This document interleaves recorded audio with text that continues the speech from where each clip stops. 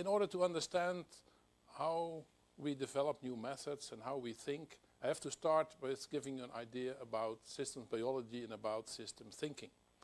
And we are very much inspired by nature, and we often look to nature to learn things and apply them in science. As human, we are part of nature, so if you look at nature, you also look into yourself. So that's our approach, and that's why on the first slide you already see image I made myself. An image, maybe you recognize, is a flock of starlings. And actually it's taken about 4 or 5 years ago in Utrecht, so in the middle of the city and near sunset. So near sunset, starlings group together. You see flocks, small flocks everywhere. They come together and they form one large flock, as you can see over here. It looks like a new animal and it behaves like a new animal. They're not colliding. There's not a boss, so that's probably where it's so nice in harmony. And when you look at it, lots of things has happened. Typically, we refer to these systems as systems of self-organization. And if you like to start, oh, oops, now I did something terrible. I just tried only to use the pointer. I'm back. I'm just, okay, good, I'm back. So, if you look at the starlings and you look at these self-organizing systems and you like to understand something about those systems, then it's getting very important, not just to study an individual starling, but to understand the relationship between the starlings, and especially how they communicate and how information is shared, because they take decisions. As I said, there's no boss. So connectivity is one of the most important things if you like to understand starling flocks. But it's also one of the most important things if you like to study the human body. How are things connected to each other? You cannot really isolate them into details. You could, and you get information, but you need the context to understand what's happening. Now, if you look a little bit deeper to this image, you see also expectation very well expressed, because this is a peregrine falcon, and he sees 70,000 options for dinner. I mean, this is expectation, I would say. So he sees expectation, but all those starlings are grouped together, and it's very difficult to attack those. And they feel quite safe in this type of structure. This unfortunate starling, which you see over there, is a lonely starling, flying alone, has not been able to get into the group. That will be the dinner of the night. So you see lots of things. But if the peregrine falcon comes, you see also all sort of reactions of the starling group. And you see system response. And system response, we will see in health, is a very important issue. Maybe health is not a state, but more an ability to adapt. So lots of different things come to us when we look at those self-organizing systems. But they are highly non-linear. They are dynamic. So we're talking about dynamic patterns of relationship, which makes us intrigued about, can we understand more from that perspective if we look at life or at our human body. Having said so, there is an approach, we started around 2000 with that, which is very biochemical oriented. That means if you measure more and more, you will learn more, and that gives you a lot of insights in the human body. So in systems biology, we typically say, okay, we measure all types of molecules, being transcripts or being proteins or small molecules, thousands of them, maybe in just a blood droplet. We put this all together via different statistical methods, and we can look, of course, group of disease, group of healthy, we can find so-called biomarkers, but in fact we're much more interested at differences at the system knowledge. How different are the regulatory mechanisms in the groups? And we learn also that if we study cells, we can understand a lot from cells, but at higher levels of the organization, you get emerging properties which are very important, and you cannot really see or you cannot really measure if you only look at smaller parts. It's a little bit like when you have a car, when you take it apart and you see everything lying over there, and somebody says, could you point to the functionality of driving? That is very difficult. If you put it together, you get some feeling for it. So it's very important to use both, because both have a lot of information. The detail and the context. So what happens if you do this approach? You start to measure. This is, for instance, a project where we measured about 3,000 different concentrations of molecules. It's a study we did with AstraZeneca to look at side effects of their drugs. And you get patterns like this, very complicated patterns. But you can see patterns which are related to the effects, positive effects, or with the side effects, and you get a feeling for it. In fact, this is a correlation network, and there is a line between two of those dots when there's a statistical significant correlation, which make us sort of get the feeling that they are probably close to each other in the biology, because they move in similar ways in the dynamics of those patterns. So important to know, if you do this type of work, is that we look, as I said, to patterns of self-organization, and very important, there are thinking patterns embodied as physical challenge. So if you get stressed, this system is absolutely changing. What happens if you have other changes in your thinking patterns? What changes are there, and can you find them? This has intrigued us for a very long time, and has also prompted us to look from a slightly different way to these options. But first of all, we have to have some sort of concept of health, as the WHO concept of health as being a state of complete physical, mental, and so forth wellness doesn't work, because there's always something which is missing. Then we would all be ill here in this room, and we all need treatment. So why not use a slightly different concept? A concept in which you see homeostasis between the green lines, you see the system moving up and down, dynamic system. And suppose I come from the Netherlands, which is not I suppose, but that was the fact. I come to Switzerland, and I'm here maybe higher up in the mountains, and my system thinks, there's maybe less oxygen, there's maybe different circumstances. This is a challenge, but I just adapt my set points. This is called allostasis, and I have an adapted system. When I go back to the Netherlands, it's as it was. I go back again, go back, and there might be a point in time that my system loses the ability to regulate myself back, and I might move into a disease state. Where this line is totally arbitrary, typically where people get some sort of symptom they don't like. But you see this development. And if you look at that development, then of course a lot of our drugs and all our medicine is developed in this area, especially by looking at diseases. And with a concept is called one disease, one target, and one drug. That is a concept of one size fits all, or maybe one size fits none, as you like. But it's very important to see that if we are here in an acute case, this is actually quite a very good approach. But it also has effects if you go in this direction. Let us first look at this part, where you have a very serious disease and the concept. Well, if you think about the concept of this part of the curve, the disease management, then it's very much a type of thinking of disease is a war against. Like with penicillin, you have a bacterium coming in, you throw a bomb on the neck, it's antibiotics. And a lot of those things are like we have to stop something. Names are typically anti-this, inhibitors, blockers. So we're very much focused on stopping something, which is very good if you have a very serious case.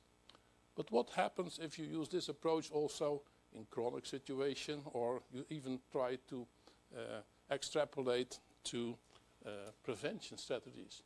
Well, then if you look at the effects of medicine, when you use them in a much broader sense, it's what you see over here. Here you see the top 10 highest grossing drugs in the US. And what you see are a number of persons, and in blue are the ones which benefit from the treatment, and red the ones which do not benefit from the treatment.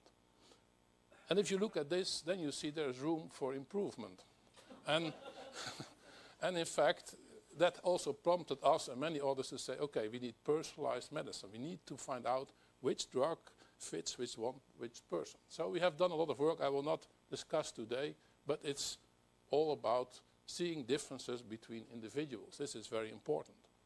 But it's not just looking at personalized medicine from that perspective.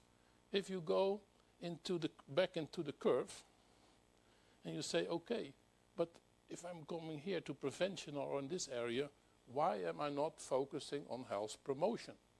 Because the system has its own way of maintaining health. How can I improve this? How can I promote health? A totally different approach. But how to measure then health?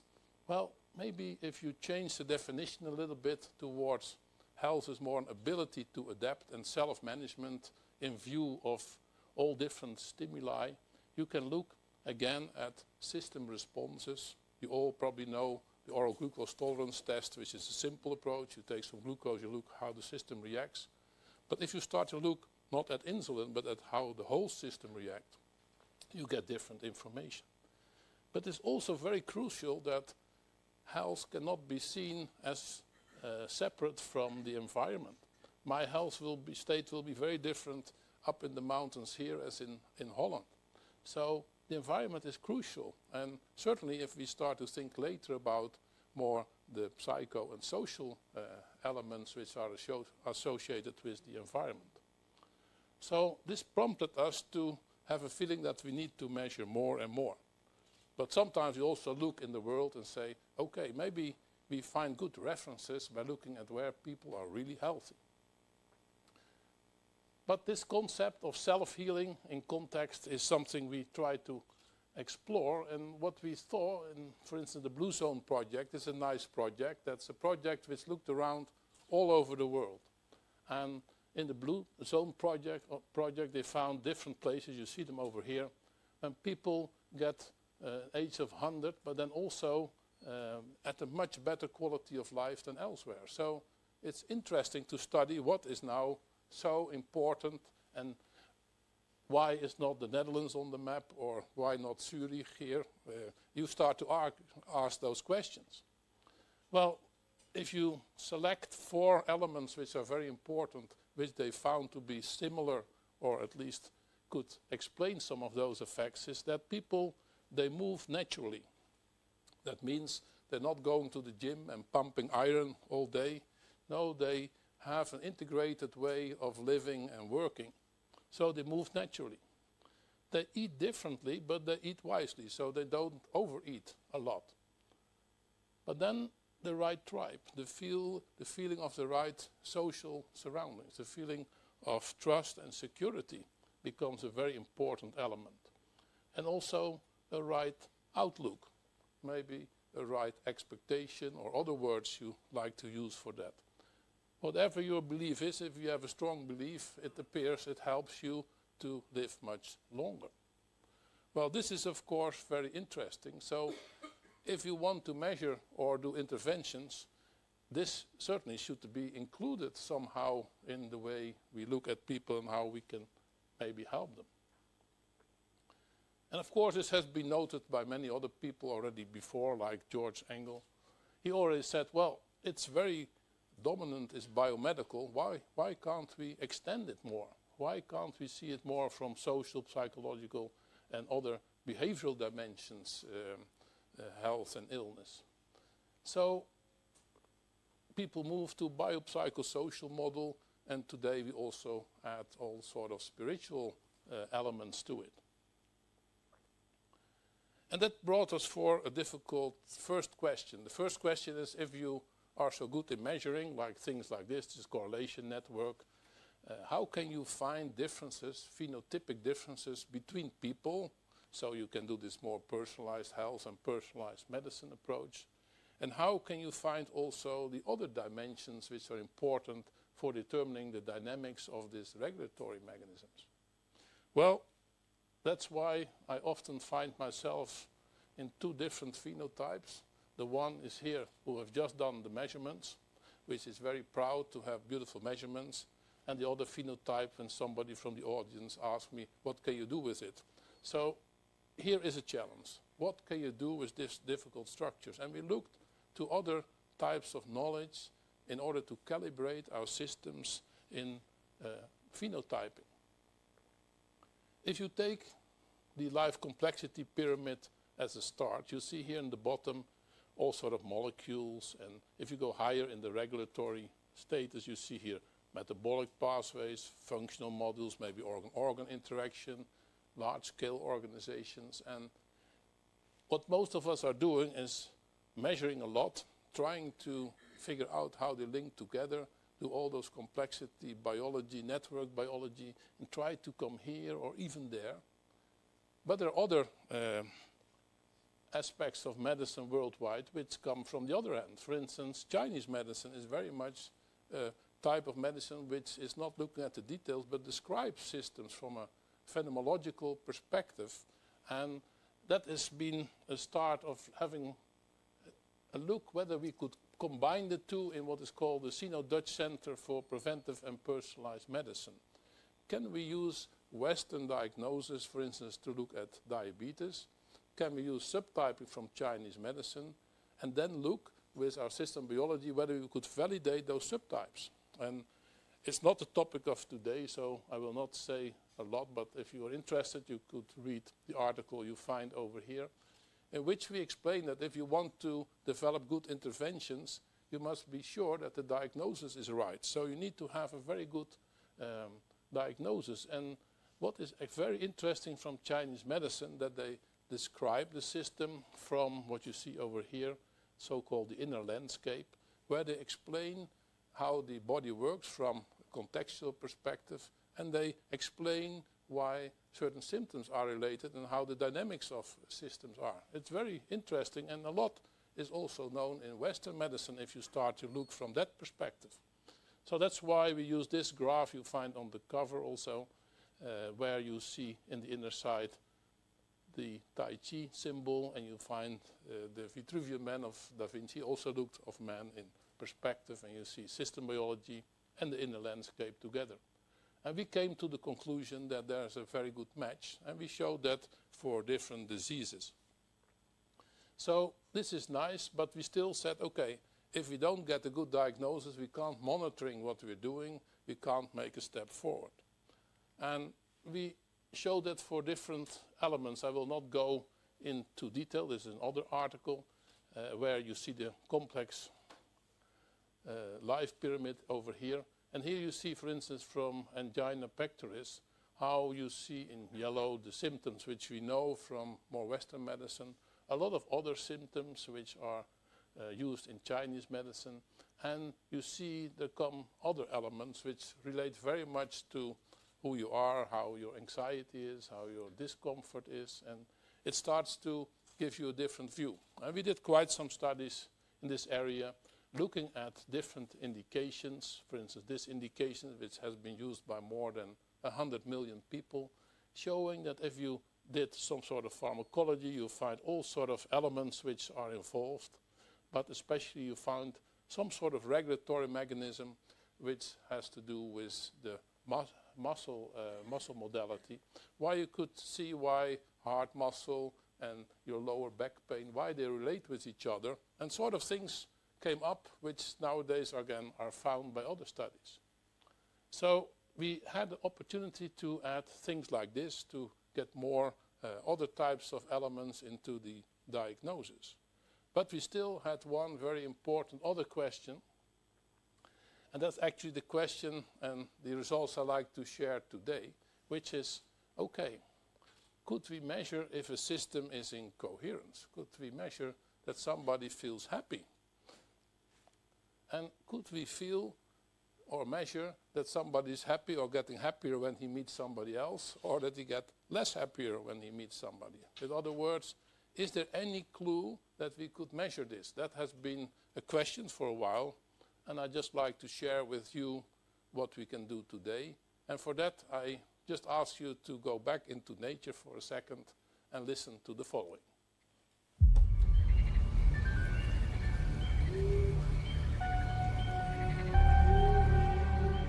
As dusk gives way to twilight, the encroaching darkness is lit by life. These dancing lights around me are produced by fireflies. Creatures that have the strange ability to produce light. They bioluminesce. And fireflies are not alone. Scientists are finding ever more strange and wonderful glowing life forms all around the world. Living light has always fascinated me, and the discovery of more and more luminous creatures raises more and more questions. Why? What is the light for? And how is it made? In recent years, scientists have begun to find answers to those questions. And in doing so, they've taken us into a world that is utterly unlike our own.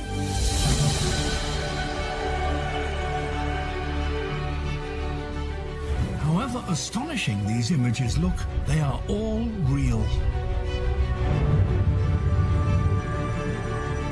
With help from new cameras, one designed just for this film, we can reveal this extraordinary phenomenon as it has never been seen before.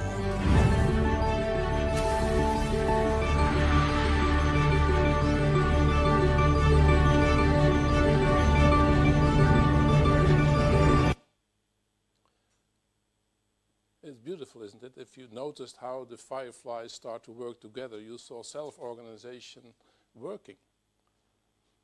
But if you study bioluminescence, it's not just only creatures in the deep sea or the fireflies, which are so well known. If you study and look at literature, you will find that every organism, every cell emits light. Also, you are emitting light. And this is very unique in both, wavelengths, timing, rhythms, and so forth. So we're emitting light, but at a very low level. And it's interesting to see whether we could measure that and use that as a new diagnostic insight. And without going all to details, but it's long ago, 1923, when Gurwitz showed bioluminescence and communications in onion roots. And this work has been developed further, also in other countries, and it has been used for disease diagnosis. People start to understand the biochemical background, which is typically reactive oxygen species which are formed, into imaging, into self-organizing systems, and you can understand this is where we are heading for. So in this area, I started to work together with Roel and Eduard van Beek, and they did a lot of work here, pioneering work in this area, and we started to see, can we look from a self-organizing system? Well, actually, this is Roel, one of the pioneers, and here you see a very nice image of him in the dark room, because the light intensity is extremely low. That means you have to work in a dark room, and the light intensity is a little bit like a candle at 30 kilometers distance. But you can do that with biophysical measurements, and you can see that the body emits light, and it emits light on different spots. And you can measure that, and of course you can measure different things. You can measure the amount of light, but you can also measure what we call the photon dynamics. That means you look at how the photons come from your body, for instance, by measuring your left and your right hand, and you start to relate the two. And it appears that if you have a very strong relationship between your left and your right hand, that you are getting close to more a harmony or a coherence. And what we did, we looked at healthy people, and I will not go into detail, but you see distribution here, pre-diabetes and diabetes, you see all sort of differences. We could also relate these parameters to the subtyping we found in Chinese medicine. So it gave us a lot of feeling about, hey, we can measure dynamics, we can see the differences, maybe we get a totally new diagnostic tool. We have a couple of PhD theses coming out early next year, but I'd like to share with you some other results which are more in line with what we're discussing today. For instance, stress reduction and health. You can measure different techniques and look at people who do this type of meditation and see whether you can find differences when they do these experiments. So what we do, we have here, you see a dark room, and you have a person there. This is all isolated, and you have cameras which can measure on different spots. Of course, we know the biochemistry changes during meditation, but we like to have a non-invasive type of technology. So we measured 60 subjects. You see them over here divided in other meditation techniques, TM and control subjects. And what we found is there's a lower emission for the TM, OTM group. Some people think that you start to radiate more when you meditate, but in fact, the body is much more efficient with energy when you meditate, so you emit less light. And the overall photon emission, so the intensity was much lower in the different meditation groups. Also, we're investigating in more depth these photon distributions. You also see a lot of effects. But somehow the emission patterns over all those points are very identical per person, but there are a huge variation between the different subjects. So that's a very interesting result. What's also very interesting is that if you study Paramecia, which you find at least in Holland everywhere in fresh water, probably also here, this experiment from Daniel Vels is very interesting. He had Paramecia in a closed container and another container over here. When there's nothing in between, this Paramecia, the growth rate is as they were together, because they influence each other. The growth rate is determined by the number of Paramecia. If you put a visible light filter in between, they behave like isolated groups.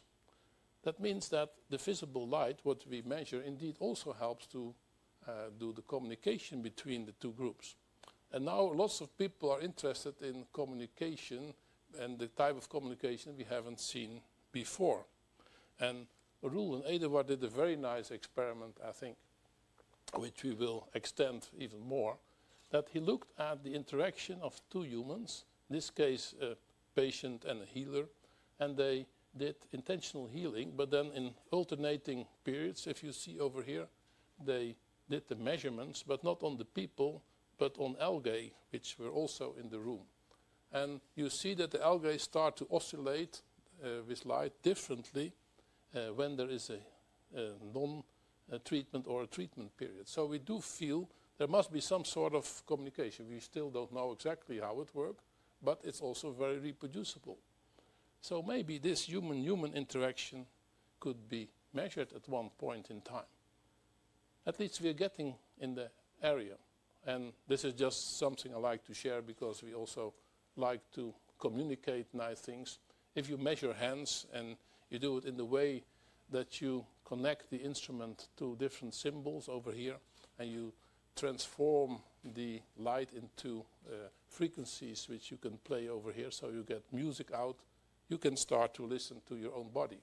And in the museum, Boijmans van Beuningen, we had this set up. You could go in there in the dark room, put your hands in there, and then listen to your own music. So you can listen to yourself, and I remember that first thing I was trying to influence it, but that's not so easy, I can tell you. So we do a lot of those recordings, and we try to see what is the sort of basic patterns for people, and what can you influence, and are they influenced when you get very stressed or something else. So there's lots of things, and I like to close more or less with our types of observations at this point in time, which are that if you are in an interaction between, say, a patient and a healthcare provider, there's lots of things which are happening. We heard of it in a lot today. We look at the patient, we describe them in a way that we take into account all those different levels, family, culture, spatial positions, and so on. But this interaction seems to be very important. And I must say, I also know that from myself as a patient. I've been in many hospitals, also in hospitals where I had a lot of fear. And then suddenly you open the door and you see a doctor who cares about you. And you forget about the hospital and you feel very good. So I think we all sort of realize, and I think it was also very nicely emphasized today, that if you meet somebody and you have a real contact, this is sort of the basis for very good healthcare system. So compassion is very important, and all those variables have been mentioned. In green, I emphasized once more that if you look at placebos or just the effect of human-human interrelationship at a very high quality, that's an effect that really cares for your health. And by saying so, I hope that we start to feel more like the study from Otto Scharmer shows. And he did some investigations in Germany, and I asked people, how do you what sort of level of treatment did you got and what you really want? And then patients and physicians said, well, due to all sort of healthcare limits in time and whatever, it's a sort of repair visit. You come in, you say, complain, you say, okay, this is it, and you go out.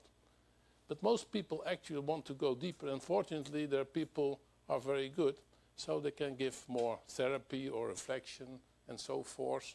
And in fact, lots of the healthcare systems worldwide are trying to reduce the intuition and reduce the knowledge of the physicians, while this is the most important aspect, I think, of the healthcare system.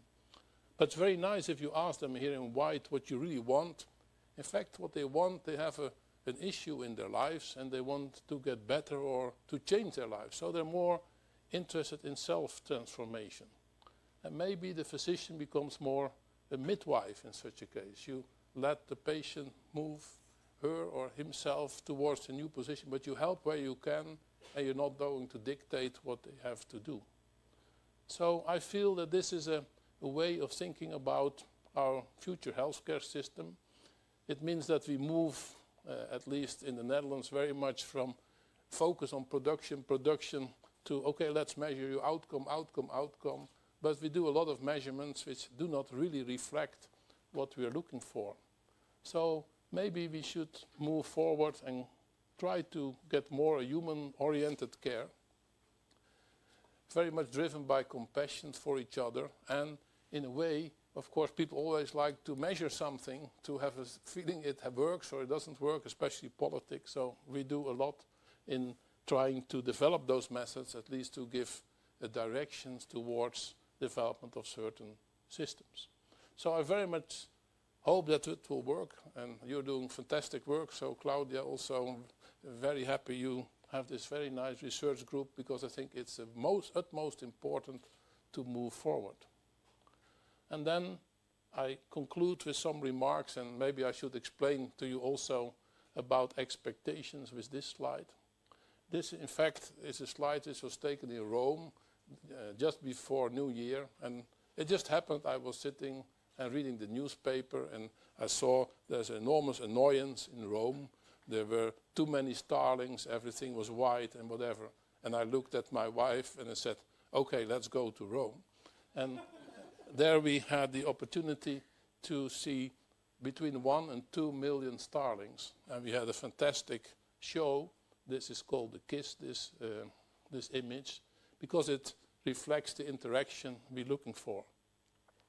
And it means that we move, in my opinion, from reductionism more to context thinking, to systems biology.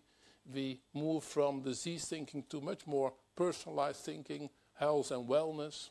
And I think it's reflected in the words, because I is in illness, it's more the isolated case, and it's more to do with relationships like we, as we see in the word of wellness.